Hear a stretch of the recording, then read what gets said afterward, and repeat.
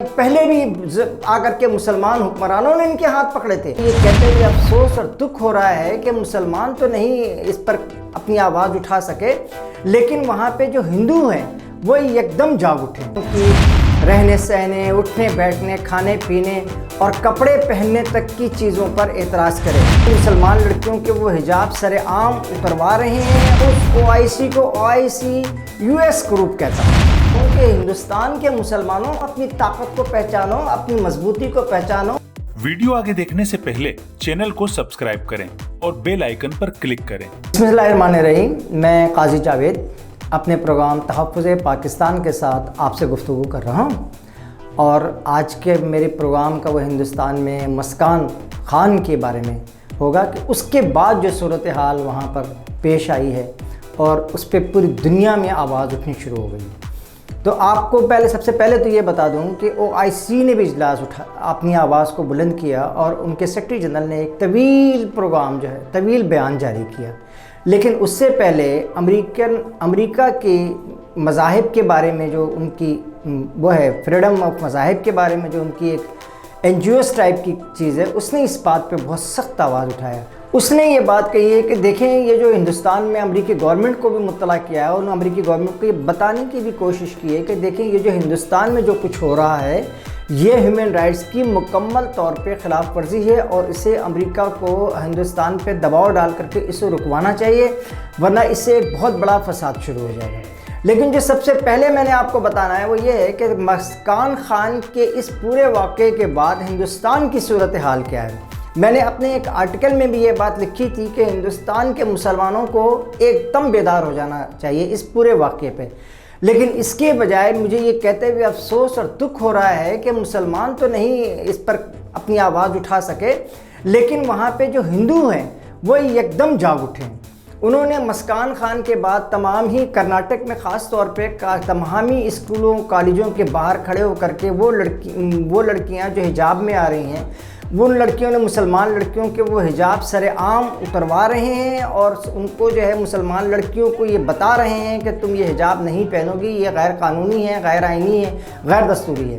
لیکن اس کے جواب میں مسلمانوں کی پورے بھارت میں جو کچھ بھی احتجاج ہو رہا ہے بالکل معمولی انداز میں، بالکل نرم گرم انداز میں ہو رہا ہے۔ اس سلسلے میں میں آپ کو بتاتا چلوں کہ ہمارے جو OIC ہے، جو ہماری مسلم امہ کی ایک بہت بڑی تنظیم بتائی جاتی ہے اور ہماری سرپرست بتائی جاتی ہے، لیکن میں تو اس OIC کو OIC US گروپ کہتا ہوں۔ یعنی وہ امریکہ کے ایک گروپ ہے جو انہوں نے ایک بہت طویل بیان بھارت کی حکومت کے لیے جاری کیا، اور انہیں بتایا کہ یہ ہمارے لیے ناقابل برداشت ہے کہ بھارتی حکومت جو ہے وہ مسلمانوں کی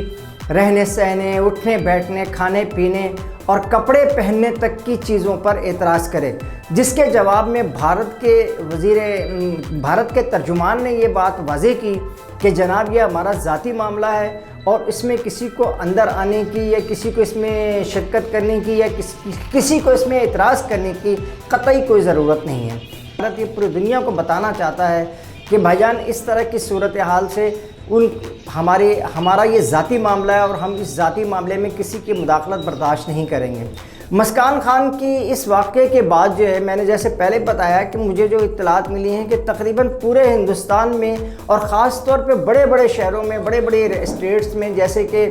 آپ نئی دہلی میں اور اس کے بازاروں میں بھی بعض جگہوں پر جو ہے مسلمان لڑکیوں کے حجاب اتارے گئے ہیں، مسلمان لڑکیوں کے برقعوں کو اتارا گیا ہے، اور جو ٹیچر حضرات جو وہاں پہ مسلمان ٹیچرز جو پڑھاتی تھیں خواتین، ان کے بھی برقعے جو ہے اسکول کے اندر منع کر دیے گئے ہیں کہ یہ برقع اتارے جائے۔ اچھا، ایک بات اور میں بتاتا چلوں آپ کو کہ جو وزیر اعظم ہیں نریندر مودی صاحب، وہ مکمل طور پہ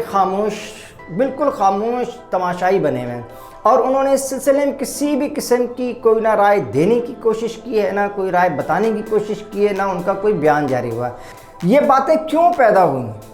یہ باتیں اس لیے پیدا ہو رہی ہیں، یا بھارت میں یا فرانس میں مسلمانوں کے حجاب کے خلاف جو طویل ترین ایک سلسلہ شروع ہے، کئی سالوں سے، تقریباً 10-15 سالوں سے یہ سلسلہ شروع ہے، اس کی بنیادی وجہ جو ہے وہ وہاں کے جو حکمران ہیں وہ از خود اس پورے کام میں شامل ہیں، حجاب کو بند رکوانے میں، حجاب کے خلاف، حجاب کے خلاف تحریک کو چلانے میں۔ اور ایک بات میں آپ کو اور بتاتا چلوں کہ حجاب کے جواب میں بھارت میں گزشتہ 2 دنوں سے بہت بھاری تعداد میں جو ہے وہ زعفرانی قسم کے دوپٹے جو ہیں وہ سر عام لڑکیوں کو بانٹے جا رہے ہیں، ہندو لڑکیوں کو، کہ جی آپ یہ پہنیں، یہ حجاب کا اصل جواب ہے۔ تو میں یہ پوچھنا چاہتا ہوں بھارت کی حکومت سے اور بھارت کی عدالت سے بھی کہ آیا کیا زعفرانی دوپٹے جو ہیں یا زعفرانی گمچھے جو ہیں وہ یہ لچے لفنگے جو وہاں پہ پہن رہے ہیں اور جو لڑکیوں کو وہ بانٹ رہے ہیں یہ سارے کے سارے مل کر کے، تو کیا یہ زعفرانی قسم کی جو ہے اوڑھنی ہے، یہ زعفرانی قسم کا جو دوپٹہ ہے، یہ اسکول کے یونیفارم میں کہیں پہ بھی شامل ہے؟ ایسا کہیں پہ بھی نہیں ہے۔ یہ صرف ان کے جو سادھو وغیرہ ہیں یہ ان کا لباس ہے یہ، اور یہ اس کو جو دوبارہ تیار کیا گیا تو مہاتما گاندھی نے اس لباس کو ہندوؤں کے لیے مختص کیا تھا۔ اس کا پیچھے سے بھی مذہب سے کوئی تعلق نہیں ہے، لیکن اس کو ایک اپنی نشانی بنا کر کے، اس کو اپنی ایک پہچان بنا کر کے پیش کیا جا رہا ہے۔ اچھا، طارق نقاش صاحب ہمارے ایک صحافی ہیں، انہوں نے OIC کے ٹویٹ کے جواب میں ری ٹویٹ کیا، بہت ہی شاندار ری ٹویٹ کیا۔ ری ٹویٹ میں انہوں نے بتایا کہ جناب علی یہ جو انہوں نے ری ٹویٹ کرتے ہوئے OIC سے معلوم کیا آپ لوگ جاگ رہے ہیں، اور میں یہ سوال جو ہے یہ پورے عالم اسلام کے حکمرانوں سے خاص طور پہ اور عوام سے عمومی طور پہ یہ پوچھنا چاہتا ہوں کہ کیا ہم جو ہندوستان میں ہو رہا ہے، جو کشمیر میں ہو رہا ہے، جو فلسطین میں ہو رہا ہے، تو ہماری کیا کبھی کوئی آواز ہم اپنے ایریے میں بھی اٹھاتے ہیں؟ ہم اپنے گھروں میں، ہم اپنے محلوں میں، ہم اپنے ملکوں میں بھی ایسی کوئی بات اٹھا رہے ہیں؟ اور یہی وہ کمزوری ہے جس کو وہ محسوس کرتے ہیں۔ وہاں پر یہ جو ہے انتہا پسندی جسے کہنا چاہیے، یا مذہبی انتہا پسندی، یا مسلمانوں کے خلاف، اسے آپ مذہبی انتہا پسندی تو نہیں کہہ سکتے۔ یہ ہندو دھرم نہیں ہے کہ ہندو دھرم میں تو عورت کی یا لڑکی کی اتنی عزت و اتنی بڑائی اور اتنی متبرک مانا جاتا ہے کہ آپ کو بھی سب کو معلوم ہوگا کہ رام جو ہیں اس زمانے میں آج سے سینکڑوں سال پہلے جو ہے وہ سری لنکا گئے تھے، صحیح نا؟ تو وہاں جا کر کے انہوں نے دیوی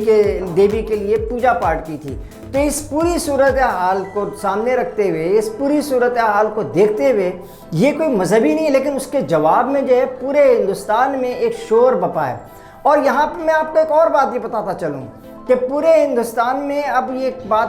اور بھی سامنے آ رہی ہے کہ جہاں جہاں مساجد ہیں اور جہاں لاؤڈ اسپیکر پہ اذان ہوتی ہے، آپ کو یہ بتاتا چلوں کہ بہت سارے ہندوستان میں بہت سارے علاقے تو ایسے ہیں جہاں لاؤڈ اسپیکر پہ اذان دینا جو ہے بالکل منع ہے۔ ہندوستان میں مذہبی یہ مساجد کے باہر جو ہے وہ انہوں نے اسپیکر لگا دیے ہیں، بڑے بڑے اسپیکر لگا دیے ہیں، اور جیسے ہی اذان شروع ہوتی ہے ان اسپیکروں پہ بہت اچھی طرح سے گانے یا ٹھمریاں وغیرہ جو ہیں وہ بجائی جاتی ہیں تاکہ اس آواز کو، اذان کی آواز کو دبایا جا سکے۔ لیکن یہ سب کچھ ہندوازم یا ہندو دھرم کی کوئی بات نہیں ہے، یہ ساری کی ساری جو ہے یہ وہاں کے لوفر، وہاں کے گنڈے۔ آپ خود بھی تصور یہ کریں، غور کریں، اندازہ کریں، آپ سوچیں، ہمارے ہندو بھائی بھی یہ بات سوچیں کہ وہ گنڈے، بدماش، وہ لوفر، آوارہ اور وہ لچے لفنگے جو آج مسلمانوں کی چھوٹی چھوٹی بچیوں کے حجاب اتار رہے ہیں، ان کی خواتین کے برقعے اتار رہے ہیں، کیا کل یہ ہندو لڑکیوں کے کپڑوں تک نہیں پہنچ سکتے؟ ہندو دھرم میں جو ہمارے شودر بھائی ہیں، جن کو یہاں پہ جو ہے قائد اعظم نے ان کو شودر کہنے پہ پابندی لگا دی تھی اور انہیں جو ہے وہ ایک ہندو کے طور پہ تسلیم کیا گیا پاکستان میں، ان کے شودروں کے گھروں کی دیواریں جو ہوتی ہیں وہ 2 یا 3 فٹ سے اونچی نہیں ہوتی، یعنی وہ اتنے حقیر سمجھتے ہیں ان کو شودروں کو کہ ان کے لیے دیواریں بھی ان کے گھروں کی اونچی نہیں ہو سکتی۔ تو لہٰذا یہ جو کل اگر یہ دوبارہ طاقت میں آ گیا، اور میں نے کہا کہ آپ کو ایک اور بات یہ بتاتا چاہوں، یہ پورا ہندو دھرم اس بات کو اچھی طرح جانتا ہے، یہ جو راجپوت کے بارے میں بات کی جاتی ہے کہ راجپوت ہمارے یہ ہیں، راجپوت ہمارے وہ ہیں، آپ لوگوں کو ہندو دھرم میں یہ بہت اچھی طرح یہ بات معلوم ہوگی کہ یہ راجپوت کے یہاں یہ ایک رسم تھی کہ جب بھی کسی نچلی ذات کی لڑکی کی شادی ہوتی تھی تو وہ 2-4 دن جو ہے وہ راجپوت کے کسی سردار کے کسی خان کے گھر میں جا کے گزارتی تھی۔ تو یہ صورتحال یہ دوبارہ پیدا کرنا چاہتے ہیں ہندوستان میں۔ یہ چاہتے ہیں کہ ہندوستان میں جب انہیں یہ بات کا علم ہے کہ جب تک مسلمان یہاں موجود ہیں، جب تک مسلمان یہاں زندہ ہیں، وہ ایسے ہندوؤں کے خلاف یا پورے انسانوں کے خلاف جبر اور کوئی ایسی نیچ حرکت وہاں پہ نہیں کر سکتے۔ مسلمان ان کا ہاتھ پکڑ لیں گے۔ پہلے بھی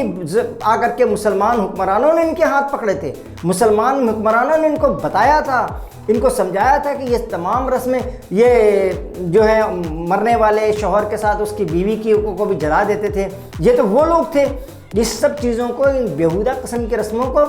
ماضی میں بھی مسلمانوں نے ہی روکا تھا اور آئندہ بھی وہی روکیں گے۔ لہٰذا میں ایک مرتبہ پھر یہ بتانا چاہتا ہوں کہ ہندوستان کے مسلمانوں اپنی طاقت کو پہچانو، اپنی مضبوطی کو پہچانو اور اپنے اطاعت کو بڑھاؤ تاکہ وہ ایسے اس طرح کے ظلم و جبر کا خاتمہ کر سکیں۔ کیونکہ بدماشوں نے اس مذہب کو بدنام کرنے کے لیے، اس مذہب کو اپنے کنٹرول میں کرنے کے لیے شراب کو بھی حلال قرار دلوا دیا ہے اور یہ زنا بھی کر رہے ہیں۔ اور اس شراب کے نشے کی وجہ سے ابھی آپ کو یاد ہوگا کچھ عرصے پہلے وہاں اسکول کی بسوں سے لڑکیوں کو اتارا گیا اور ان کو کئی جگہ لے جا کر کے ان کے ساتھ غلط کام کیے گئے۔ وہ کیس جو ہے وہ کورٹ میں چل رہا ہے لیکن اس کا فیصلہ نہیں آنا ہوتا۔ پورے ہندوستان کے ہندوؤں کو اس بات پہ تیار کیا جا رہا ہے کہ مسلمانوں سے نفرت کرو، لیکن یہ نہیں کہا جا رہا ہے کہ ہندو دھرم کے ساتھ جو ظلم و جبر جاری ہے اس کو ختم کیا جائے۔ مجھے یقین ہے کہ آپ کو میری ویڈیو پسند آئی ہوگی اور مجھے اس بات کا بھی بہت ہی انتظار رہے گا کہ آپ میری ویڈیو پہ اپنے کمنٹس بھی زیادہ سے زیادہ ڈالیں گے۔ اللہ حافظ۔ قاضی جاوید کو اجازت دیجیے۔